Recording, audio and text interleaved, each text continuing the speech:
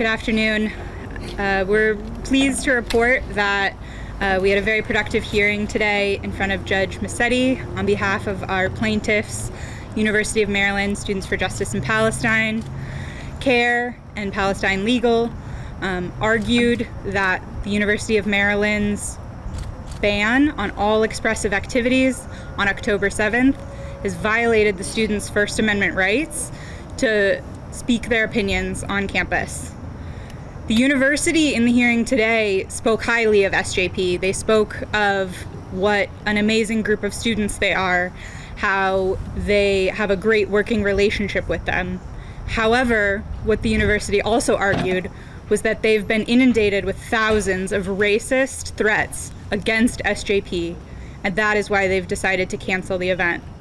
Rather than ensuring the students' safety on October 7th, the university's capitulated, essentially allowing a heckler's veto, allowing the racist threats, including to hold a KKK rally on campus to prevent SJP from speaking. They did not explain why forcing SJP to reschedule their event for October 8th would eliminate these concerns, but are adamant that they could not ensure SJP's safety on October 7th, despite not considering other alternatives to do so. We heard testimony from one of the amazing UMD SJP organizers, Daniela, who I will let share a little bit about how that went. Hello, I'm Daniela Colombi. I am a board member with Students for Justice in Palestine at the University of Maryland. And before you go on, could you spell your last name for me? Because the judge was speaking down here sometimes and the microphone was up. Yes, of course. So things couldn't hear you. Yeah, so first name is Daniela, D-A-N-I-E-L-A, and last name is Colombi, C-O-L-O-M-B-I.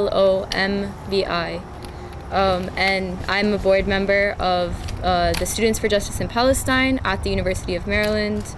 And today I testified in this court case. We are trying to get an injunction to be able to actually hold our event again.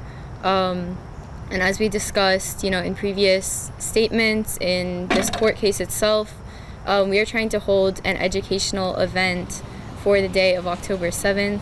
And the university responded by canceling all the events, claiming that it was for security reasons. Now, as a representative of SJP, there is a really big flaw in this, right? They showed us emails.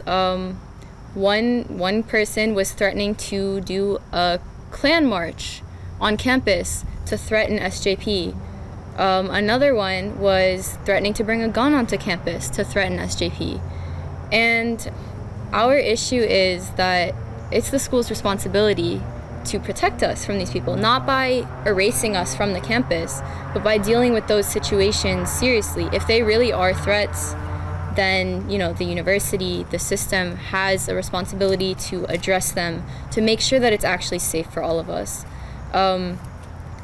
Another thing that the school is trying to say is, oh, well, you should be able to have it on the 8th or the 6th instead. The issue is, if we're going with this idea of the threat, right?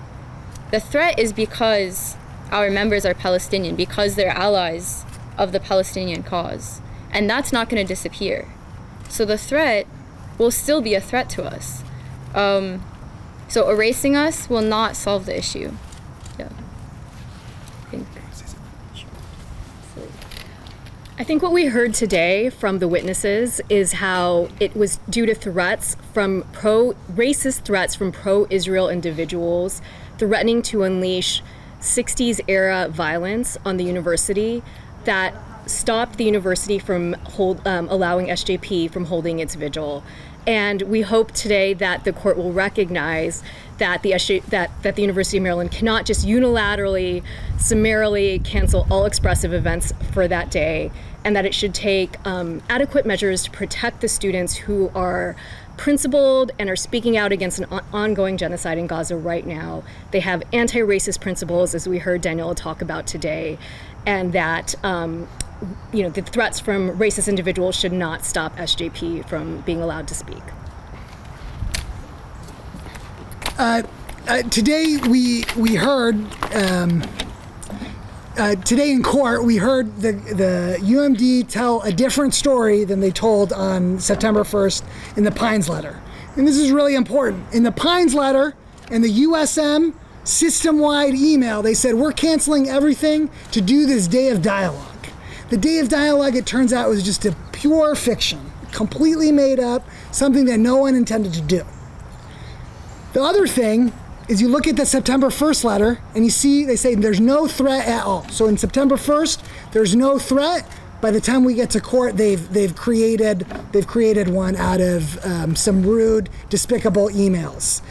There's nothing like this anywhere in the country. There's no college, private or public, that's doing anything like this anywhere. And we hope, and I think we're confident that the court will intervene to make sure that UMD is not the first to establish a free expression blackout day on October 7th or any other day. Any questions for anybody? Just want to clarify.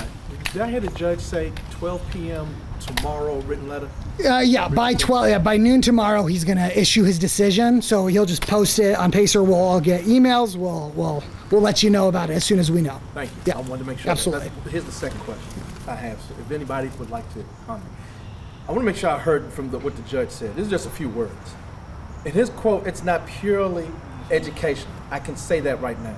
Anybody want to comment on him believing that? Well, I think I took that statement to mean when he said that it's not purely educational, that there is a message there. There's an affirmative advocacy message that the meaning of October 7th should include a reflection on the tens of thousands, perhaps as many as 200,000 lives that have been lost in Gaza over the last year. And so in that sense, there is an advocacy component to it as well as an educational component. Yeah. I also think that, it's very clear that the existence of it's very clear that the existence of SJP is political. Those who were calling for SJP's event to be canceled didn't know anything about it. The only thing that they knew was that SJP was having an event on October 7th. They did not know what SJP had said about that event, what they were planning, and were inherently going to extreme measures to have it shut down. So SJP couldn't put on an event that day.